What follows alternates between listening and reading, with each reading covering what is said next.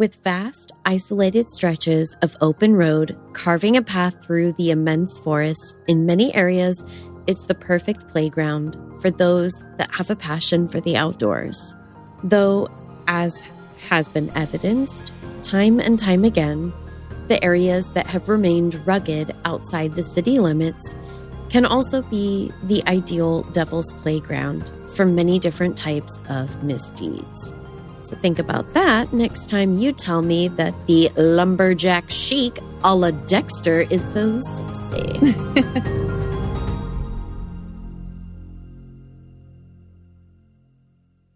Hi, Cassie. Hi, Caitlin. Hi, creepy people. Hello. If you're new to our creepy corner of the world, this is P&W Haunts and Homicides, where we chat about true crime, paranormal, and all things creepy in the Pacific Northwest. We also do a tarot reading at the end of every episode for deeper insight into our topic for the episode. So make sure you stick around if you're into that. We will be here. Yeah. Are you into it? Us and our crystals and our wine will be here. Yep. You know what? We're going to have to procure a lighter at some point for our candle. Oh, yes. You can't make flames with your fingers yet? Come on. I cannot. Basic Witch 101. I am basic, but... All right. Well, I feel like we're very clearly stalling now. And I know why I am. I don't know why you would want to stall, but... I want to talk about ghosts. Okay. Well, maybe later. Promises have been made. I mean, I said maybe. I feel like a mom at the mall. I said maybe. Nah. She's about to throw herself on the floor. Oh, I will throw a tantrum. Oh, yeah. Oh, yeah. All right. The Pacific Northwest has at times been thought of, even referred to outright, as a safe haven for serial killers. I don't like that. Neither does that car driving by. I thought that was a plane. Yeah, could have been anything. Could have been a guy on a lawnmower. That's so funny. My first thought was lawnmower, but I was like, motorcycle?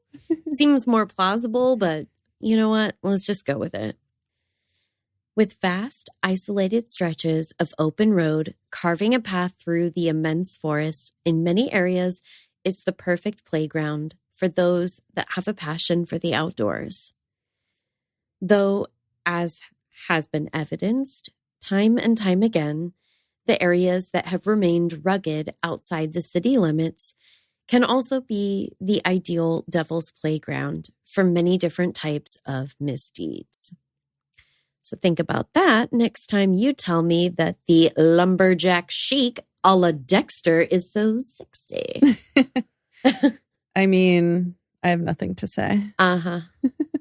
Uh-huh. Although I prefer the devil's playground to be hell. Just like play in your own space, you know? Yeah. Stay in your lane. Puyallup.com boasts the Washington State Fair held in Puyallup is the largest event held each year in the state of Washington. Ooh, I didn't know that. Yeah, I didn't either, actually. And it's kind of a big deal.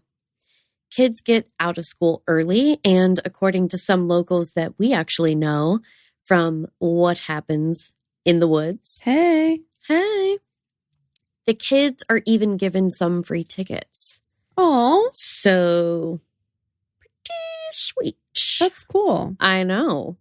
Between foot and road traffic for the fair, Puyallup's population is said to temporarily roughly quadruple. Whoa. Yeah. So like people are coming from out of town, converging on. Correct. I was going to have you say that. Puyallup? Puyallup. Mm-hmm. Okay. According to the city website, the fair repeatedly ranks as one of the top 10 fairs in the United States. Dang. I know. What's 1 through 9? Go. I don't know. Damn it. Not ranking them. It's not what we're doing here. Each year, the Washington State Fair hosts 2 annual events. The larger event spanning roughly 2 weeks of the month of September, while the spring event in April lasts less than a handful of days. The fair is a huge draw for visitors throughout the state as well as elsewhere in the region. Although apparently, maybe not all the way down here in Portland, since neither of us knew about it. But yeah, I didn't. Yeah. No event of this scale in the Pacific Northwest would be complete without remarkably tasty and unique food to match the desires of the local populace. Because, we some foodies. Why are you talking about food? I'm hungry. I know. I'm so sorry. You picked a really bad episode to show up hungry. Oh, no. Should we cut for food time? Yeah, let's, after 8 minutes of recording, let's go have a snack because we've worked really hard. We've been working so hard. Larry Ball, the owner of Earthquakes Burgers, shared his onerous journey from usher in the grandstands of the fairgrounds to purveyor of beloved burgers. It's like a real rags to riches kind of it's cute. Yeah. I loves it. Aw. Yeah. I'm building you up so I can tear you down. Don't tear down the earthquake burgers.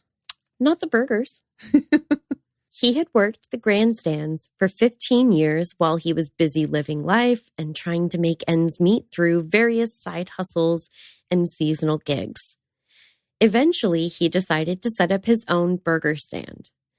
Initially, the stand was built out of plywood with a plastic roof located outside the gates to the fairgrounds. Aww. The gates in this story play a prominent role just as many others have throughout all of mankind's often brutal existence. Wait, Gates. What? Gates. Gates. Yep. Gates, letting people in, keeping people out. Oh, okay. Yeah. I was very confused. I wasn't sure. Yeah, I was like, I'm not sure where we... Do you want to know the visual I had in my head? Yeah. Of just like gates closing on people and like smashing them. Okay, I want you to put a pin in that. Put a pin in that. Okay? I don't like it. No, I don't want it. Nope. Just put a pin in that. I don't want it. Once he settled on the particulars of his plan, in 1992, the first Earthquake Burgers were born.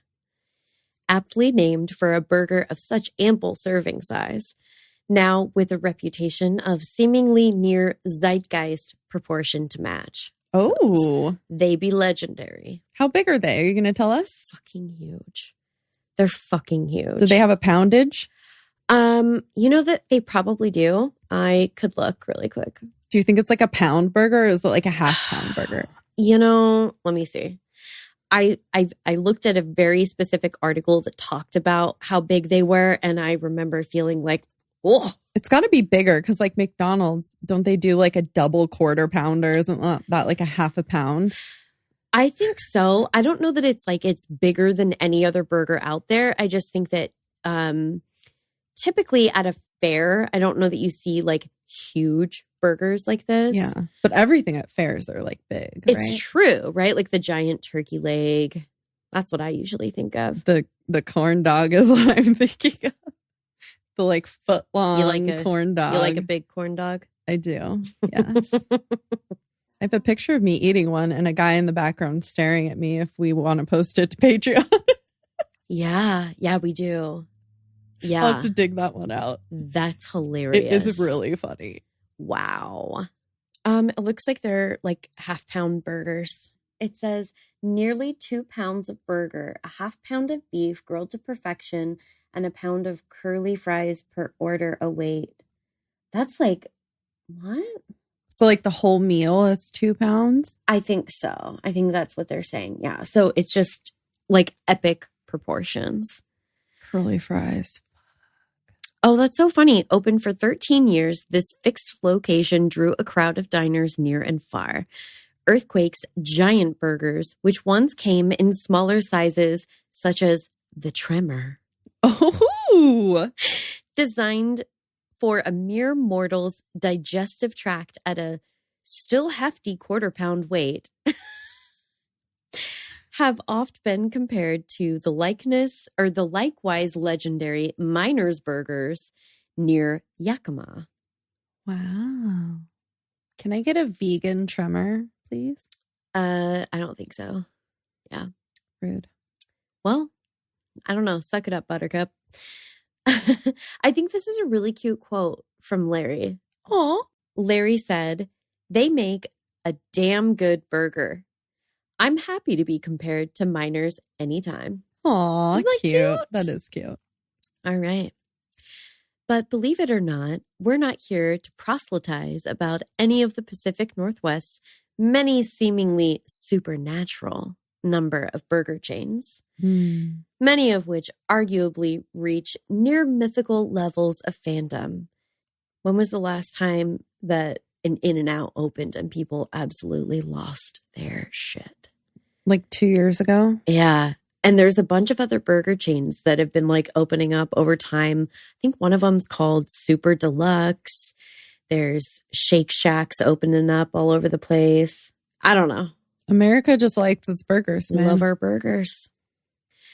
But how fun would it be to do a podcast where we enjoyed one of the Pacific Northwest's greenest natural resources and reviewed local food? I'm down. TM. TM. I want to do it right now. Can we review know. some food right now? I know. I don't care what it is. She's I'll review so it. hungry. Instead, this week we have something of a historical walkabout.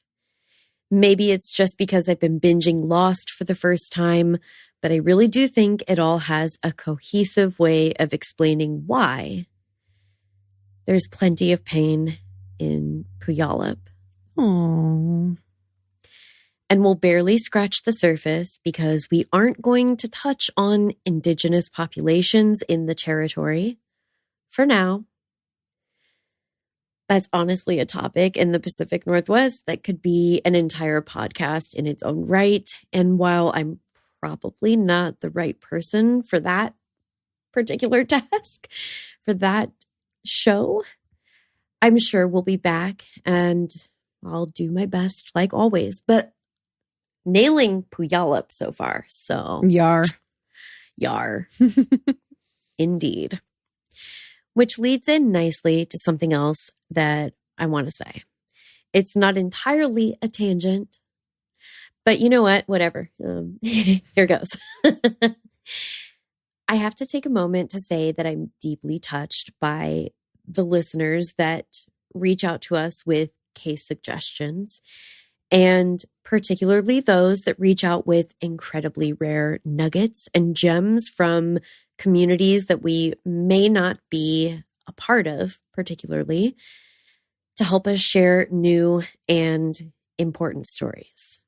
I'm looking at all of you in the Facebook discussion group, and particularly I wanted to mention our dude, Dewey. Hopefully it's okay that I called you dude. Dewey dude? Yeah. You should know it's a hearty term of endearment in my book. I agree. Yeah. My one wish is to have more hours to do this each week. Join our Patreon. Yeah. Keep sending the suggestions in because I promise you, we're furiously working away at as many of them as the inspiration and resources line up for each story. Actually, just recently, someone mentioned a topic in the Facebook discussion group that we're not only planning to cover, but that we'll be visiting very soon. Oh, really? Yeah. Is it the thing that we're going on next weekend? Yeah. What was the suggestion? It was, Oh, okay. yeah. Anyways, that is probably already too many beans spilled. Everything in this is food. Don't spill I said beans. nuggets. I'm talking about beans. I'm so sorry. It's completely unintentional, but I'm clearly a witch. God damn it. If you were a witch, why didn't you tell me to eat? You win some, you lose some. While not every episode will be laden with bombshells of earth-shattering truth, I will do my best to find plenty of those cases that help us to focus on something that I feel like is bigger than any one person and certainly bigger than our little show. Although we're pretty excited today because we just found out that we are about to be a show that takes up a little bit more space. Yeah, we are. We're women and we're taking up space. Watch out. Oh my God. No man spreading allowed in the pod lab. Only woman spreading. Yes. I promise you, though, there's no case that's too obscure for us to care deeply about. Only those that I cannot find source material for. I hope that makes sense to all of you.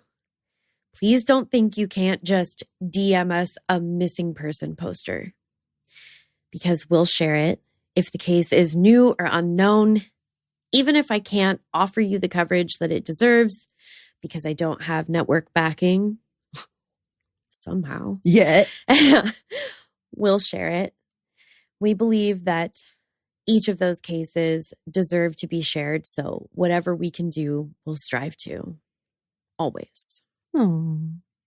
Before we get into a true crime case ripped from the headlines of our youth, we're going to get into the Wayback Machine. What I stumbled on through the course of my research is nothing short of heart-wrenching, and it reverberates throughout decades of Pacific Northwest history. Because what I learned is that even in just the last 100 years or so, the very same grounds where the fair has been held have been the setting of more human misery than I could have imagined. In some cases, racism and nationalism, driven by war and the accompanying fear, rapidly growing the world over, has been the catalyst. In others, that suffering has been produced in some form or fashion by what most of us can only imagine as an evil, animalistic impulse. In any case, that human suffering can quickly turn countless strangers into a community bonded by whatever shape that shared trauma takes in the face of unimaginable tragedy. But first, back to the fair. Look, okay. Established in 1900, the Washington State Fair was far from its infancy when Camp Harmony was established. That sounds nice. Yep. Harmony. It's a good thing, right? Harmony. Uh-huh. But that name is simply a euphemism. And I have to say that Camp Harmony is a rather flowery one in this case. The Puyallup Assembly Center, as it's otherwise known, was a temporary facility during World War II. And even that is a euphemism compared to the commonly accepted nomenclature in modern times, which, so far as I'm aware, is internment camp. I knew where you're going with that. You did. I was like, I'm not sure if she's uncomfortable because she knows exactly where I'm going or if she can't quite, like, you know. As soon as you said camp, I was like, oh, okay, I know where this is going. Land, Yeah. a camp, true crime. I get it. Yeah. Specifically, the facility housed several thousand Japanese Americans during World War II. Not hundreds, thousands. And they were kept in deplorable conditions that by today's standard, I think you now have to book a glamping trip through Airbnb to experience for a weekend. But Oh, jeez. except back then, you didn't get to pick the place where you'd end up. And when you arrived, it might be filthy or cold. Which, to be honest, sounds like our Airbnb last year for P&W True Crime Fest. Filthy, cold, and haunted. Yeah. And you may end up having barely enough to eat, which sounds less familiar. You can't take the vast majority of your stuff, which getting cold again because we overpacked for that podcast trip. Yeah. And that stuff you left, well, it may or may not be there when you get back later. And no one gives a shit about your 1-star review. I do. Yeah.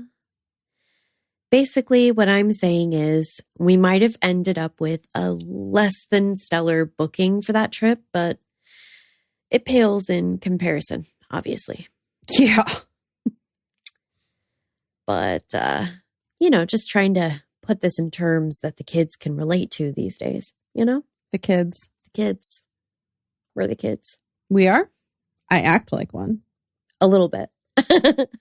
Based on the widely accepted figures of the time, the roughly 7,400 people interned in Puyallup account for doubling the population of Puyallup during the internment period.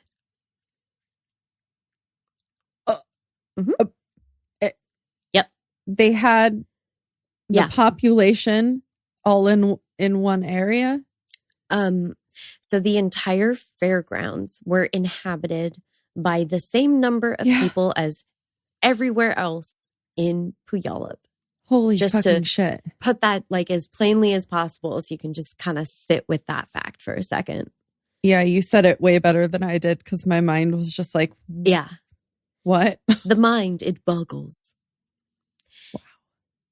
These were individuals of Japanese descent primarily from the West Coast, from areas like Western Washington, and even as far as the state of Alaska. Dang. Yeah. They just round them all up? Yes. Yes. What the fuck? It's so much worse than you think. And I know that we learned a lot about this in history, but there's a lot of stuff that was really glossed over, or specifics that we just are not made aware of on a fundamental level of historical education. So I've learned more researching ghosts in this fucking podcast than I did in school. Yeah. Literally. Yep. But as might be implied by the term temporary facility, many, if not the majority, would be carted off to other encampments such as Minidoka, Tule Lake, and Hart Mountain throughout Idaho, California, and Wyoming. All of which was authorized by the War Relocation Authority under Executive Order 9066. The War Relocation Authority. Under an executive order. In case you're not keeping track, it's typically the individual in the Oval Office that issues executive orders. So let me be blunt. If you think elections don't matter, particularly presidential elections, I'd like you to consider the impact of being able to issue the type of order that involuntarily displaces, relocates, and essentially imprisons somewhere in the neighborhood of 110,000 people based on little more than what amounts to superstition. The Cowboys probably have more justification for disliking Jessica Simpson, which is a ridiculous comparison, but... Which brings up a whole nother point about feminism, but it's fine. We won't go there. Yeah. I mean, Listen, the patriarchy. Yeah. Deep cut sportsing reference, but it's the only one I have. Cassie, if you remind me at the end of this, I'll tell you the one and only sports adjacent joke that I know. Oh, okay. Does it have to do with balls? Not really. Darn. Yeah. You had a question. Yes. Are you going to tell us who the presidente was? During World War II? Yeah. It was Roosevelt. Now that you say it, I'm like, oh, fuck, I want to know. Yeah, it was. I mean, it's a president that's typically beloved. I hope it's not friend of the pod, FDR. We're going to have to stop calling him friend of the pod, which is fine. I will take back things that I've said. Franklin D. Roosevelt was our 32nd president, 1933 to 1945. When was the war? It ended towards the end of his presidency in most places in the world. So it was him. It was him. So Franklin Delano Roosevelt. Yes. Canceled. No longer a friend of the pod. I think we only called him that because he kept showing up in the story, not really because we had like an affinity towards him. Is that what you say? Affinity? Yeah. I've never said that before in my life. Vocab word of the week. I've been listening to a lot of books. Okay. Wow. Schmurdy pants. There was a word you said earlier. I meant to ask what it meant, and I didn't. What was that? You said some big word in the beginning, and I was like, the fuck does that mean? Proselytize. Yes. Proselytize. Okay. I'm going to read you the definition because I feel like now you're going to be able to judge me on whether or not I used it correctly. So, okay. So there's two definitions when you Google proselytize: convert or attempt to convert someone from one religion, belief, or opinion to another, or advocate or promote a belief or course of action. So in this case, we would be promoting burgers. Makes sense to me. Okay, cool.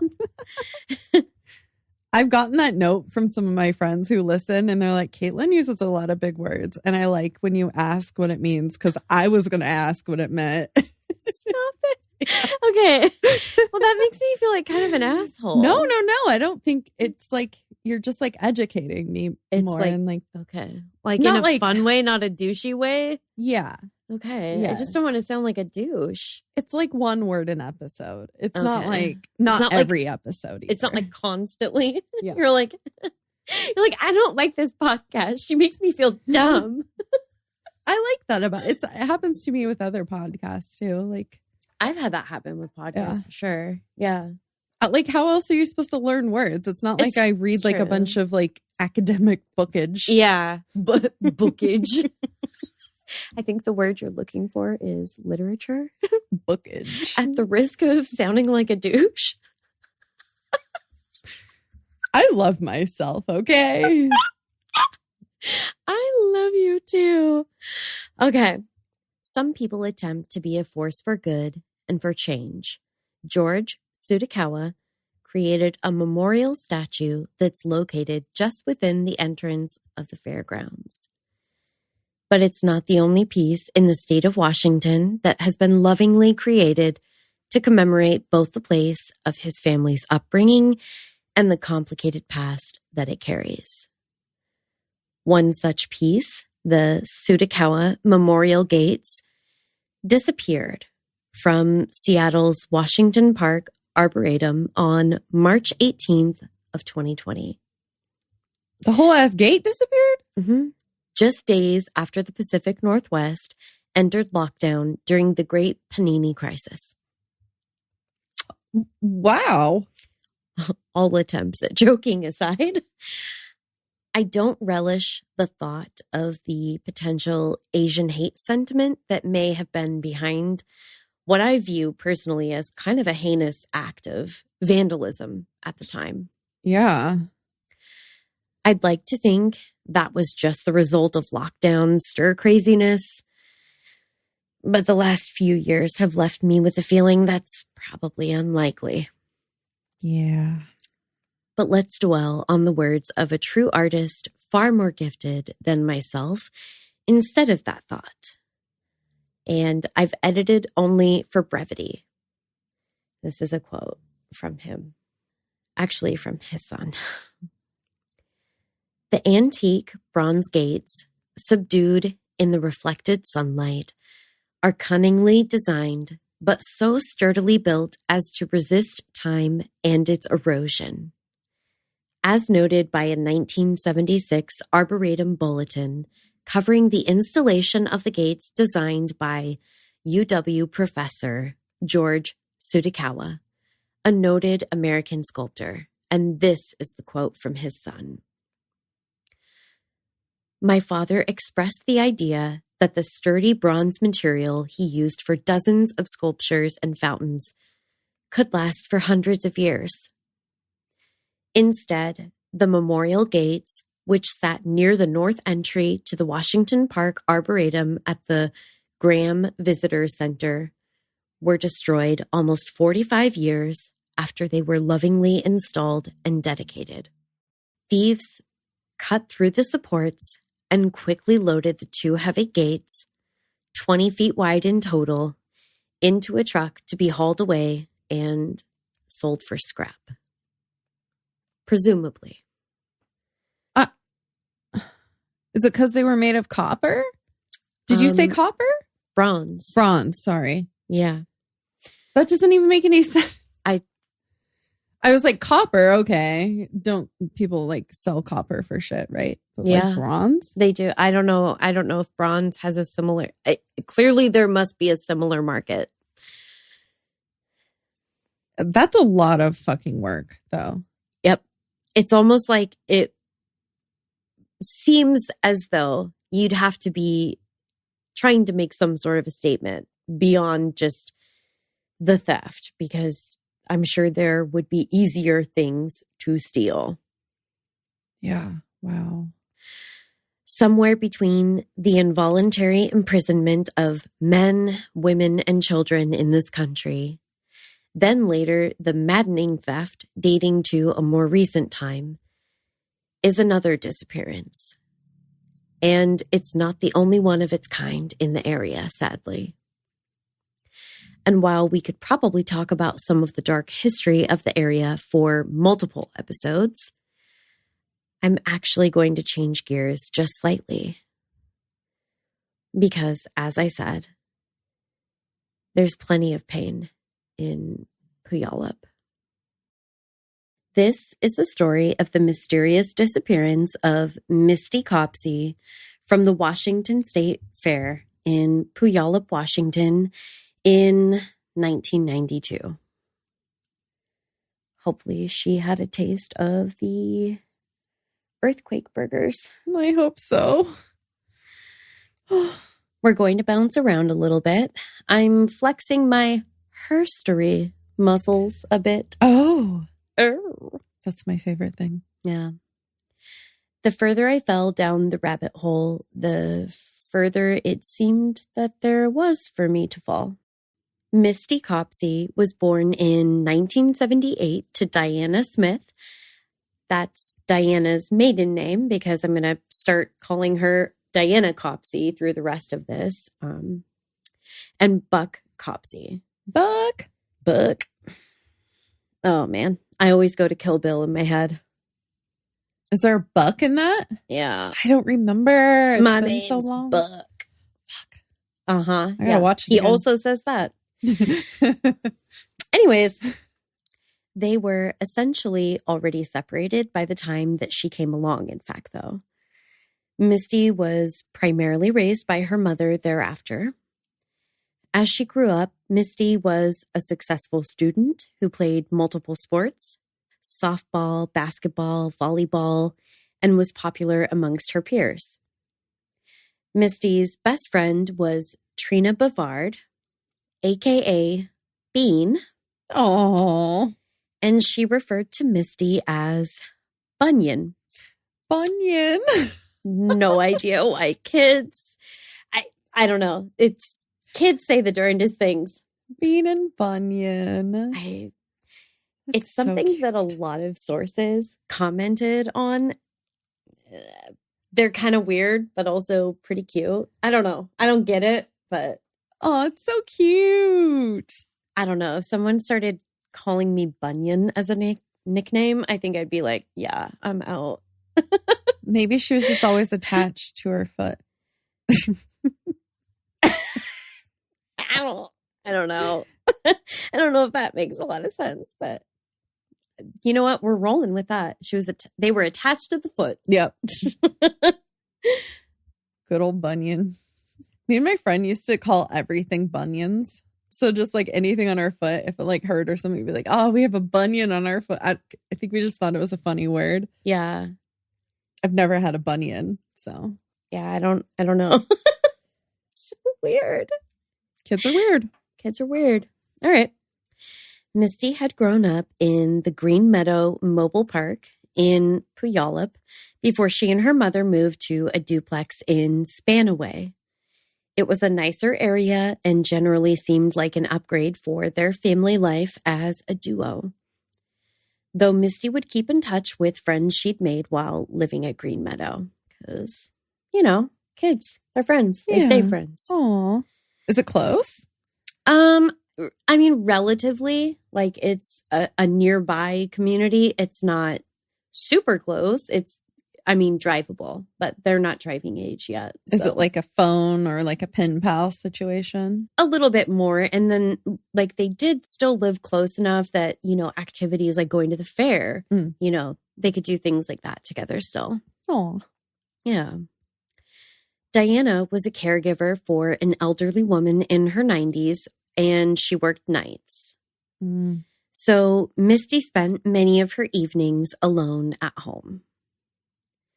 Misty and her friend Trina wanted to go to the fair in Puyallup. As young teenage girls, the thought of attending unchaperoned was undoubtedly incredibly alluring. The pair had managed to pull it off. Misty's mother, Diana Copsey, reluctantly dropped them off. The girls were eager for a taste of freedom, but not one of the aforementioned trio could have known how a night of frivolity might turn sour. Diana would later state that the last words they exchanged were, "I love yous," followed by, and this is coming from the mother Diana, "Just don't screw this up or I'm never going to let you do anything else." Oh. Of course, Misty agreed. Of course. Yep. The plan was for them to get a ride home from a friend or ride the bus. Trina's parents were under the impression that the girls had transportation and some level of supervision, it sounds like, the whole time. They were not fully aware of what the situation really was. That happens. Yeah. And here's the thing. I won't pass too much judgment about Diana going along with what seemed like kind of a harmless white lie, because I know it's something she's been beat up from all directions about. But she obviously knew she wasn't going to be able to pick up the girls when they were done at the fair. So she was aware that obviously they didn't have a ride home. They were going to find someone or take the bus, but I don't know. There's something about, the fair being in a public place. I'm sure that didn't seem like a very, unsafe thing to do. Yeah. In 1992, I think, in a place like Puyallup. Yeah. Yeah. Me and my friends used to take the bus all the time. Yeah. Places. Well, yeah. Not saying to let your kids do that. I'm just saying I'm saying it that happens. because there's another piece that, you'll see. Okay. As girls attending a carnival or a fair might likely do in the best of circumstances, Misty and Trina lost track of time. Before they knew how much time had passed, the pair realized that they were too late to catch the last bus that might set them off on an easy course towards home. Oh, no. That particular bus line stopped running shortly before 9 p.m., which doesn't seem very late, but it's also not, at this point in time, a huge bustling metropolis either. Yeah. Having realized their mistake, Misty called her mother to inform her that she had missed the bus and needed a ride home. Though Misty's mother, Diana, had gone, along with the girl's white lie, to Trina's parents about escorting them both ways, she truly was unable to leave her post at work. I mean, she's caring for a woman that's, over 90 years old. Yeah. She always worked nights as a caregiver to that elderly woman. So Misty knew that that was the situation. So Diana told her daughter Misty that she needed to go through the electronic organizer she'd purchased for her recently and find either a family member or friend that would be able to give her a lift. because obviously the bus is no longer an option. Diana and her daughter had actually hit a rough patch or two as she entered her teen years, particularly after one fight over the summer in 1992, which led to Diana filing a missing persons report. Some say by mistake or in error, but in the end, later she was too embarrassed to reach out to law enforcement to cancel the report, which to law enforcement would later look like a little bit of a red flag. Maybe this is a kid that runs away from home frequently. But the fact that law enforcement had failed to follow up a single time in the months that followed on a report of a missing young girl would be lost on some people. Oh. Yeah. Interesting. It's September at this point. Wow. So the fact that the police are not aware that Misty did in fact make it home, I think that's kind of on them, personally.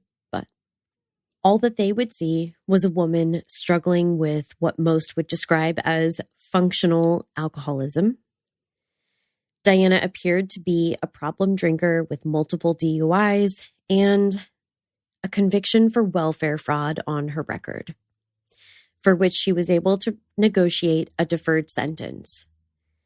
She was a single mother doing what she had to in order to support her daughter, holding down a job, providing her a nice home. I mean, I think certainly maybe some of that stuff didn't work in her favor, but also Diana's not on trial here. She's, she has a missing child. Yeah. In fact, Diana's current position had enabled her to buy Misty a nice stereo and new clothes as they entered the school year. Misty attended Spanaway Lake Junior High that fall, and by all appearances, she was a happy, healthy, and overall well-adjusted teenager. But as the day's festivities were winding down for the girls at the fair and the dusky sky was settling in on the valley, Misty was still left in need of a ride back to her home in Spanaway. It was already getting dark, and it was certainly too far to walk, even in such pleasant summer weather. It's believed that as Misty worked through the names in her electronic organizer, she did ask her friend Ruben Schmidt for a ride, but he claimed he didn't have enough gas to pick her up. Getting a ride from Ruben would have been in direct conflict with her mother's wishes at the time, but it seems that without transport, Misty thought it was worth a shot. Certainly, that might have been more appealing than some of the other alternatives. Ruben, for his part, was an 18-year-old high school dropout that Misty's mother did not approve of, and with good reason. He drove a green 1974 Chevy Nova, but more importantly, he also had a crush on Misty. Diana was made very uncomfortable by what she overheard Ruben saying to Misty on a particular phone call. It was super cringe, and you didn't need to be her mom to think so. Honestly, I felt very embarrassed on his behalf. Misty had remained friends with Ruben despite her mother's disapproval, but she did not return his feelings. She was not interested. I mean, he's older. Like, a lot older. He's like a man. I mean, it's all relative. But 10? Not 10. No. Oh, how old is she? Yeah, I think she would have been 14. Either way, 13, 14, that's too young. Like, I'm sorry. Like, legally, it's too young. That's not an opinion. The payphone she called her mom from was just a couple of blocks from the fair, right outside the police department. Oh. Nonetheless, this particular evening quickly became every parent's worst nightmare. That fact just makes it all the more bizarre that Misty has never been seen alive again since the night of the fair. And no one knows exactly what happened to her after parting ways with Trina. Oh, no. Trina actually lived close enough to where the fair took place that she said she just intended to walk home. It would come to light, I think, quite some time later that actually she had her boyfriend come and pick her up and drive her home. I believe they said he was 23. Holy shit. What's happening? Yeah. Despite her mother's concerns and the fact that some had argued there was a potential link to more than one repeated violent offender and even a serial killer, the police were insistent that Misty was a runaway. Of course they were. But as wild as all of that sounds, we won't get into any of it until part 2. Okay, I'm good with a break. Yeah. You threw a lot at me here. Yeah. Can we go back to the burgers? Yeah. I know. Can we go back to the burgers? Can we have like some cotton candy at the fair? I'm hungry again. Yeah. Me too. No, I'm not. Oh, man. Yeah. No, I'm not either. Yeah, totally. Yeah. I don't know what is in the water up there in Puyallup, but I mean, I'm sure it's not just there. I know there's a lot of scumbag men in the world who want to date little girls. Yeah. That's disgusting. And we haven't even gotten to the actual convicted violent sexual offenders, or there's technically multiple serial killers that were active in this area at the time, that only one of which makes a very compelling potential suspect. But oh, wow. So you're telling me it's unsolved. And no one knows exactly what happened to her after parting ways with Trina. Oh, I mean, that could mean they know who killed her, but they don't know what happened to her. I don't know. No one knows exactly what happened. I was trying to think of the best possible scenario. Yeah, no, it's this is definitely an unsolved. The really good news is that we are going to get to talk about a couple of other solved cases. Okay. You are not going to like any of them. Like, either way, I'm not going to like any of it. So, no.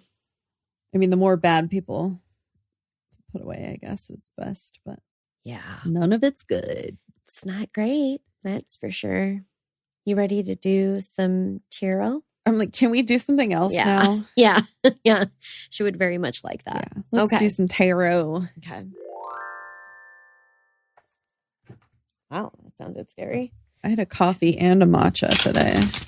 Yeah, you're out of control. I'm going to flip to a page and see if it's the card we pull. Oh my gosh. No pressure or anything. No pressure. It's just like, if it works, it works. If it doesn't, who cares? It's just going to be an interesting little test. Okay. Testies here. You want to shuffle? Yeah, I do. Power is in the deck. Okay. Right from the middle. Wow. I always do. What is it? Oh God. Oh, it's a dead birdie. I'm assuming. The 3 of Swords. Oh, the 3 of Swords. That makes sense. It's a dead birdie. We'll look up the bird, but it's got a bunch of rose petals around it. Let's see what page I turned to. Oh, I was way off. I was on the Queen of Pentacles. Yeah. You never know. Basically the same. It's a beaver. It would be. I fingered the beaver. I'm going to read the keywords. Keywords are, okay, well, pretty much what you would expect. Suffering, heartache, regret, grieving, sorrow, and loss. I have trauma and betrayal on here too as well. Great. I don't know if you said either of those. Nope. Okay. Glad we had those to add to the batch. Trauma all around that town. Yeah, trauma. It's an interesting one. Yeah. Oh boy. Do you want to know the bird? Yeah. Western tanager? to Niagara? I don't know. I'm going to have to look that up. I have no idea. Yeah, if I had, honestly, that looks like someone, like those funny videos where they show people Googling stuff spelled really terribly wrong. We did a lot of Googling in this episode, We too. did. That's funny. It looks like somebody trying to Google teenager, but like horribly wrong, almost, the way this is spelled. I don't know. Yeah. That's weird. Just looking at this heart with 3 swords piercing it is painful. And honestly, just to look at that one, it's painful. Oh, birdie. One of the saddest cards in the tarot. It symbolizes deep emotional pain, heartbreak, and a real or perceived tragedy. You may not manage to avoid the suffering indicated by the 3 of Swords. However, the card advises separating true grief from self-pity. The upright 3 signifies separation, severing a connection to something or someone you love. You feel isolated and cut off from something you found meaningful. A way of life, your home and family, a philosophy, pursuit, or job. It's like literally what you're talking about with like people that went to the camps. Something in your life has died. Oh, yep. Yeah. Usually because it has lost its meaning or run its course, and you need to let it go. Okay. There's an extra excerpt. Okay. The soul is a diamond in the rough, which must abide the blows inflicted by suffering in order to shine in all its brilliance. In a reading about money, the upright 3 represents losses due to relying on your rational mind or your emotions alone. You need to use both to avoid problems. Sometimes it suggests someone you trusted has withdrawn support or you're grieving the loss of better times. If the reading is about your work, this card can mean losing a job you loved, or you feel isolated and unhappy in your job. Maybe you regret an unwise business decision, or you're thwarted, unable to do the work you enjoy. Try to see this as a sign. It's time for a change. In a reading about love, the upright 3 can represent a split with a partner, or at least a sense of separation and despair. If the relationship is worth salvaging, heal the gap with compassion and understanding. In some cases, this card says it's time to move on. Wow. I mean, there was a lot there. Yeah. That's crazy. You've got the book out. Like, you want to read a part of it. I mean, yeah, I can read this. You want to read the little interpretation? Yeah. Tanager. That's how we're going to go with it. Yeah. We don't know. The tanager sang as he whirled through the sky. The sun shone on his back, causing his already bright plumage to iridesce. To iridesce into a million glowing hues of gold, red, and violet.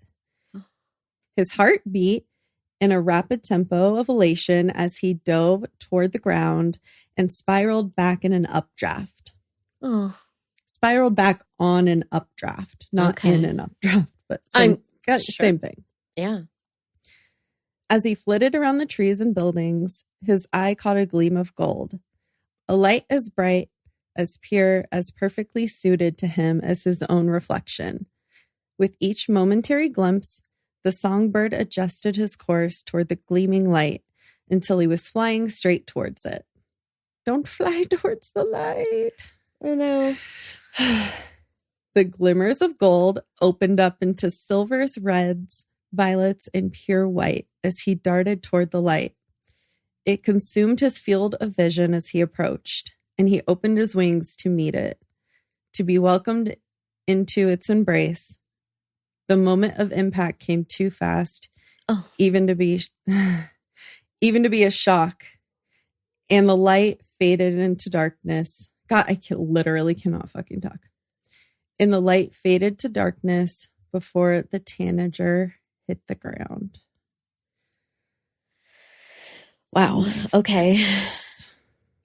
It kind of like when it was talking about all the colors and like the flying around, it like was like fair vibes. Yeah. Like they're having the time of their lives. And then all of a sudden, like everything is gone. Definitely like in that first part of the excerpt, it's like a very, it's like this exalted portrait of like that taste of freedom and fun. The part that's a little bit strange to me is that there are some additional references to specific colors that we'll talk about in part 2 that even as I'm saying that, there were things I hadn't remembered that now are coming up. Like, okay. Wow. The whole like color thing is interesting too, because we were literally talking about this Google sign and I was like, oh, look at all the different colors that are in it. And I'm like, should we get a bunch of different colored crystals that kind of like go with it? Oh my gosh. Yeah. Just interesting. I have to tell, I'm going to do it offline, but I have to tell you, there's something that's really actually kind of freaky about some of the color, some of the like symbolic, or I would say more so some of the imagery and how it ties into kind of these minute details of part 2. Oh boy. Yeah. Oh, it's actually it's freaking me out. It's super interesting too, how like the bird was blinded by the sun and it like couldn't see what was coming. Yeah. I mean, I'm sure. Yeah. I mean, I hope she didn't like see what was coming, Yeah. Whatever that was. Yeah. I mean, none of it is likely to have been good. Unfortunately. Oh, well, this is sad. Wow. I feel like we haven't had like a really sad one in a while. I mean, we've had like sad ones, but I don't know. Yeah, this one was pretty heavy. Yeah. I guess the last one we did do was heavy. I'm just blocking them out, Yeah. Yeah. Last this one was kind of personal. Yeah. This one is just very fresh. So it's, yeah. Yeah. Oh. Good Lord. Should we go have a sleepover? Yeah. Slumber party. Yeah. Yay. And we get to go chat with Caitlin. Yay. Yay. I get 2 Caitlin. Oh, let's face it. Most people can barely handle the one. Technically, I have 3. That's true. Oh my God. Swimming in Caitlin's I'm a over Caitlin here. collector. If you are a Caitlin, slide into my DMs and I will collect you. Oh boy. Okay. On that note, are we going to say our thing? Yeah, let's do it. Okay. Have a creepy ass day. See you next Tuesday. For part 2 on Tuesday. Unless you're a Caitlin, because then she'll see you soon.